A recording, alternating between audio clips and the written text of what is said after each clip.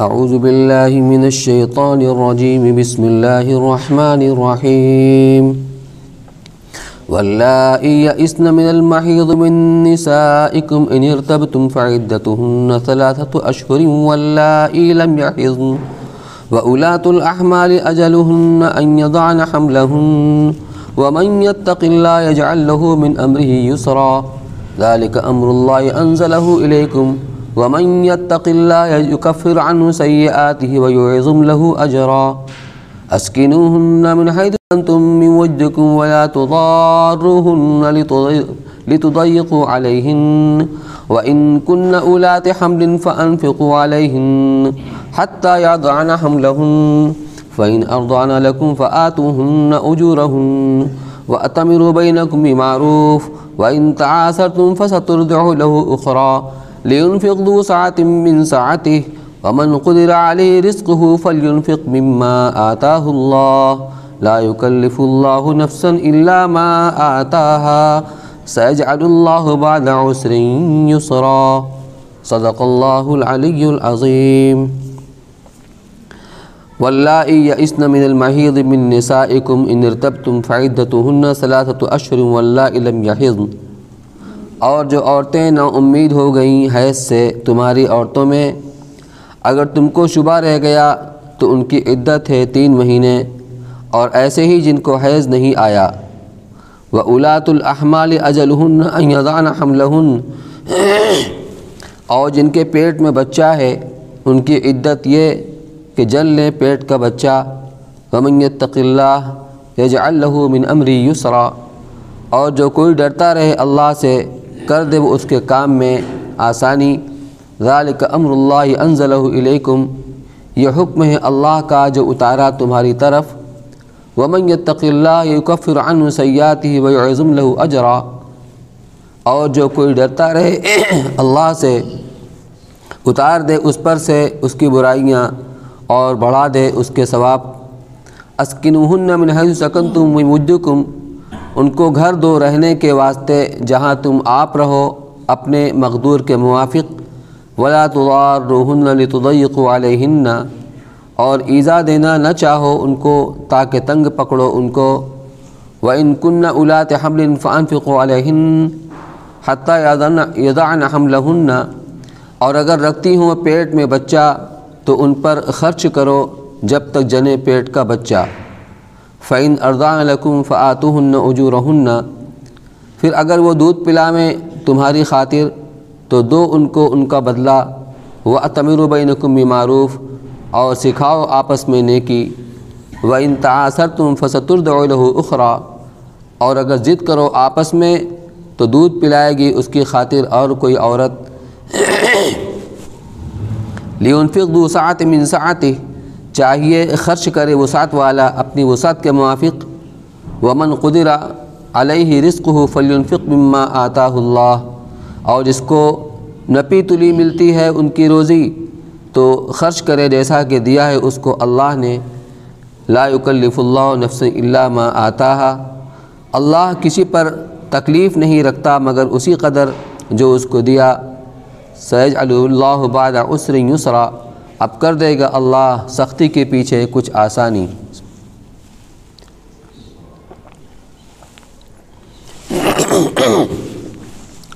اوپر کی آیات میں شروع صورت سے طلاق کے احکام کا بیان تھا کہ اگر طلاق کی نوبت آ ہی جائے اور طلاق دینا ناگزیر ہو جائے تو طلاق کس طرح دینا چاہیے۔ شریعت نے اپنے احکامات کے ذریعے سے ایسا ماحول پیدا کرنے کی کوشش کی ہے کہ آدمی غور و فکر کرنے کے بعد اگر واقعی وہ سمجھتا ہے کہ اب سوائے طلاق کی کوئی شکل باقی نہیں رہی تو طلاق دے۔ اور عموماً ایسا ہی ہوتا ہے کہ طلاق دینے والا غصے میں طلاق دیتا ہے اور 1-2 پر اکتفا نہیں کرتا بلکہ 3 طلاق دے کے دروازہ بند کر لیتا ہے رجوع کا، بعد میں پچھتاتا ہے۔ لڑکوں کی پرورش اس کے اندر مسئلہ پیدا ہوتا ہے اور اس پچھتانے سے اب کچھ حاصل نہیں ہوتا، اس لیے شریعت نے ایسا ماحول پیدا کیا کہ تم اچھی طرح غور فکر کر لو تاکہ آدمی اپنے انجام پر بھی غور کر لے کہ اس طلاق کا انجام کیا ہوگا۔ بہرحال اگرچہ طلاق ناگزیر ہے، اس لیے کہ طلاق نام ہے رشتہ ازدواج کو، یعنی نکاح کے قید سے اپنے آپ کو آزاد کرنے کا۔ طلاق کے بعد مسئلہ آتا ہے عدت کا اور نفقہ کا۔ اب یہاں سے ان کے احکامات کو بیان کیا جا رہا ہے، جس میں 3 طرح کی عورتیں ہیں۔ ایک وہ عورتیں ہیں جن کو حیض نہیں آتا، یا تو کم عمری کی وجہ سے کہ ابھی بالغی نہیں ہوئی ہے اس لیے حیض نہیں آتا، یا عمر زیادہ ہو گئی، 55-60 کی عمر ہو گئی تو زیادہ عمر کی وجہ سے حیض کا آنا بند ہو گیا، تو ان کی عدت مہینہ سے 3 مہینے ہے۔ یہ عدت طلاق ہے۔ یہاں چونکہ طلاق کا ہی بیان ہوا تھا اس لیے اس کی عدت کا یہاں پر بیان ہو رہا ہے۔ باقی عدت وفات اس کا ذکر دوسری جگہ پر دوسرے موقع پر آیا ہے۔ تو یہ جن عورتوں کو حیض نہیں آتا یا کم عمری کی وجہ سے یا زیادہ عمر کی وجہ سے، تو ان کی عدت 3 مہینہ ہے، یعنی 90 دن۔ اور جن عورتوں کو حیض آتا ہے ان کی عدت 3 حیض ہے، چاہے جتنے دن میں پورا ہو۔ اور ایک ہے وہ عورت جو طلاق کے وقت میں حمل سے تھی یا طلاق کے پہلے ہی حمل سے تھی، تو جب طلاق دیا گیا وہ حمل سے تھی، امید سے تھی، تو اس کی عدت وضع حمل ہے۔ جب بچہ ہو جائے گا اس کی عدت پوری ہو جائے گی، چاہے 1 مہینے میں، چاہے 2 مہینے میں، چاہے پورا وقت۔ یہ 3 طرح کی عورتیں ہوئیں، اس میں اس کا بیان ہے۔ لیکن بیچ میں اللہ تعالیٰ نے تقوی کی وصیت بھی کی ہے، مختلف انداز میں تقوی کے اوپر آمادہ کیا ہے، ابھارا ہے۔ تقوی کیا ہے؟ آدمی اللہ سے ڈرے، اس کے خوف کی وجہ سے، اس کے ڈر کی وجہ سے حکم عدولی نہ کرے، گویا گناہوں سے، حکم عدولی سے، ظلم و زیادتی سے، اللہ کے خوف سے بچنا، یہی تقوی ہے۔ قرآن میں جہاں بھی تقوی کا لفظ ہے عموماً اس سے مراد یہی ہے۔ نکاح کے موقع پر جو خطبہ پڑھا جاتا ہے تو خطبے میں 2-3 روایتیں بھی پڑھی جاتی ہیں، اور اس کے پہلے قرآن کی وہ آیات کو پڑھا جاتا ہے جس میں تقوی کا ذکر ہے۔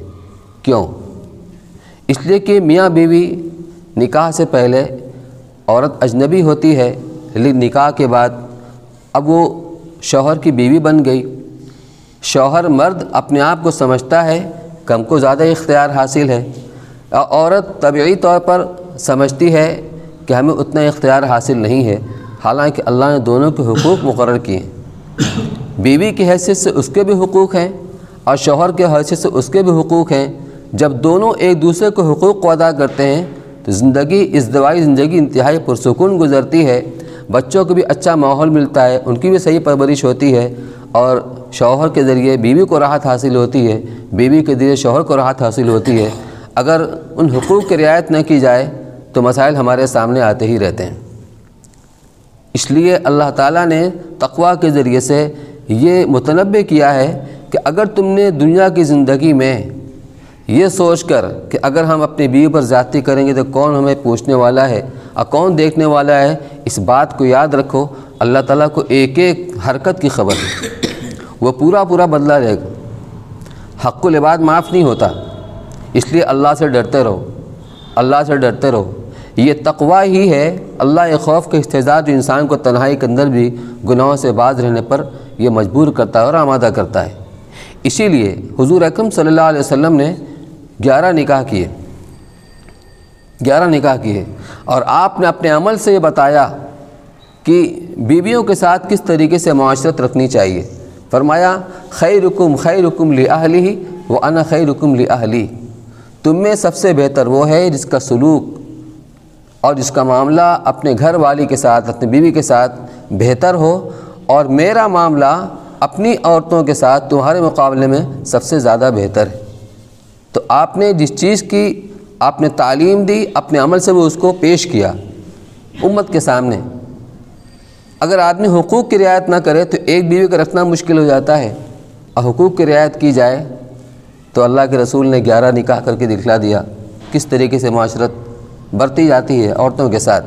بہرحال اس میں اسی جو طلاق شدہ عورتوں کی عدت کا یہاں پر ذکر ہے، فرمایا واللہ لم واللائی یئسن من المحیض من نسائکم ان ارتبتم فعدتہن ثلاثۃ اشہر واللائی لم یحضن، تمہاری عورتوں میں سے یعنی تمہاری وہ بیویاں جو حیض سے نا امید ہو چکی ہیں، یعنی ان کی عمر زیادہ ہوگی جس کی وجہ سے حیض کا آنا بند ہو گیا۔ ان ارتبتم، اگر تمہیں شک شبہ ہو، شک شبہ کا مطلب یہ ہے کہ عدت تو حیض سے شمار کی جاتی ہے، جب حیض نہیں آتا تو کیسے ان کی عدت شمار کی جائے، یہ مطلب ہے کہ جب حیض نہیں آتا فعدتہن ثلاثۃ اشہر، تو ان کی عدت 3 مہینے ہے۔ واللائی لم یحضن، اسی طریقے سے ان عورتوں کی عدت 3 مہینے ہے جن کے ابھی حیض آیا ہی نہیں ہے کم سنی کی وجہ سے۔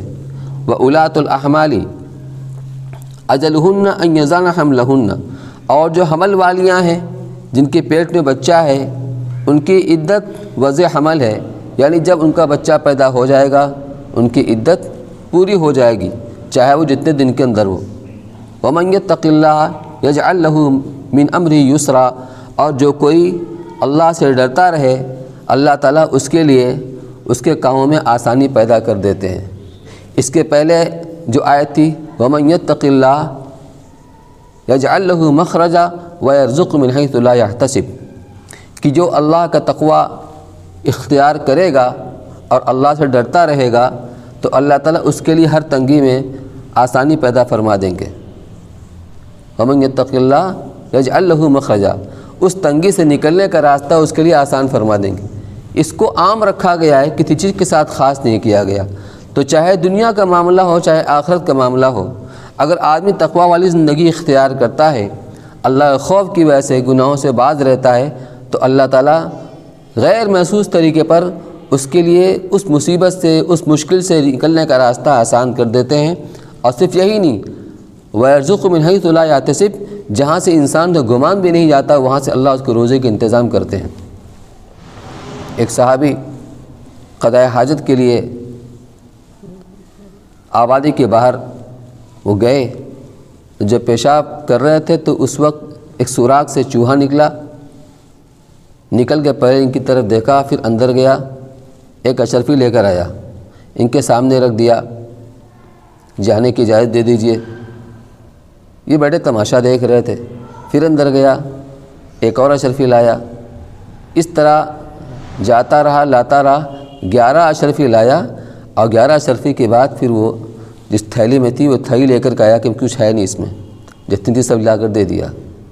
وہ فارغ ہوئے اور اشرفی لے کر کے آئے اور اللہ کے رسول صلی اللہ علیہ وسلم کو قصہ سنایا۔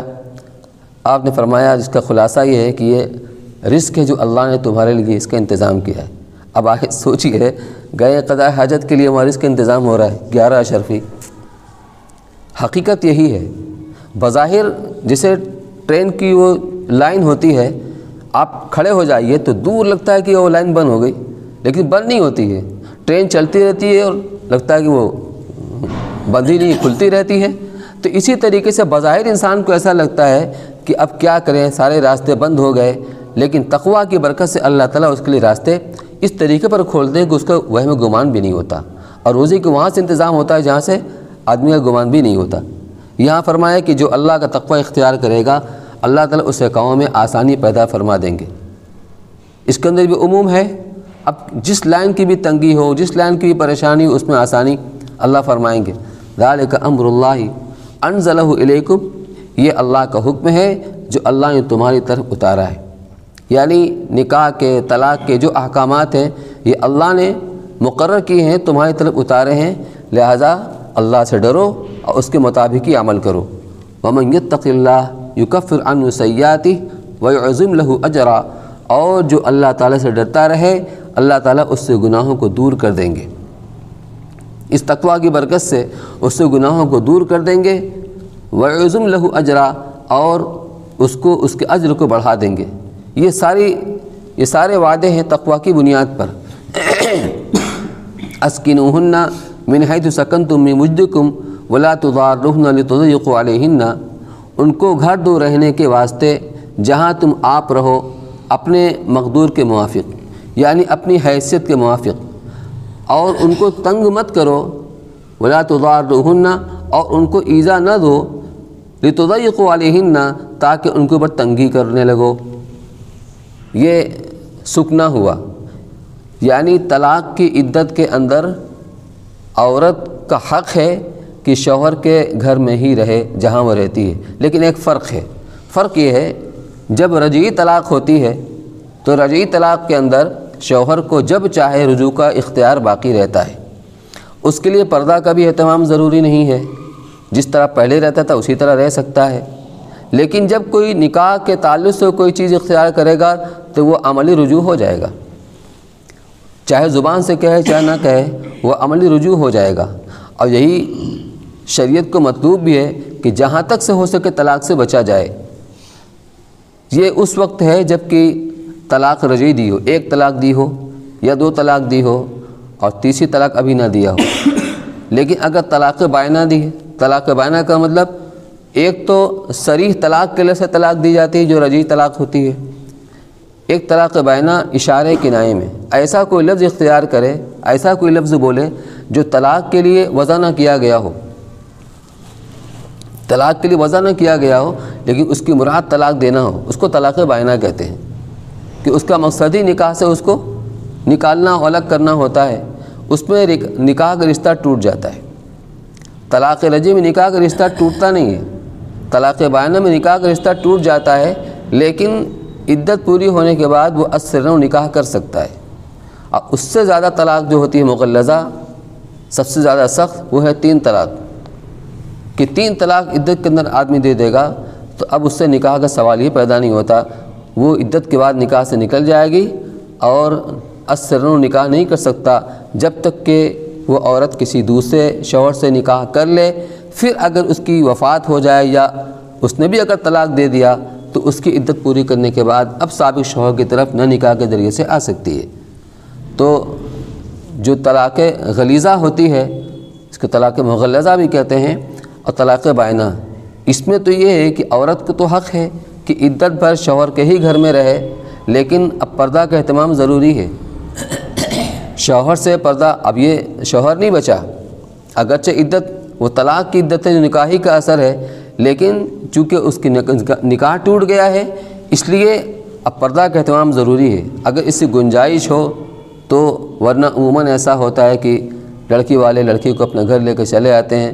بہرحال جو آزار ہیں، جو شرائط کے نہ پائے جانے کی وجہ سے گھر لے کر آیا بھی جا سکتا ہے، جیسا کہ عموماً ایسا ہی ہوتا ہے، لیکن سکنا رہائش کا حق عورت کا ہے۔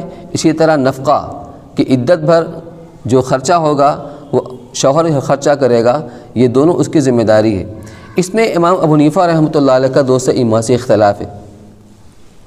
امام صاحب فرماتے ہیں یہاں عمومی انداز میں کہا گیا اسکنوہن من حیث سکنتم، ان کو گھر دو رہنے کے واسطے جہاں تم آپ رہتے ہو۔ امام شافعی رحمۃ اللہ علیہ، امام احمد بن حنبل رحمۃ اللہ علیہ اور دوسرے حضرات یہ کہتے ہیں اس کا تعلق سکنا کے ساتھ نفقہ کا صرف ان عورتوں سے جن کو طلاق رجعی دی گئی ہے، جہاں رجعت کا ہر وقت امکان بھی رہتا ہے، اختیار بھی رہتا ہے۔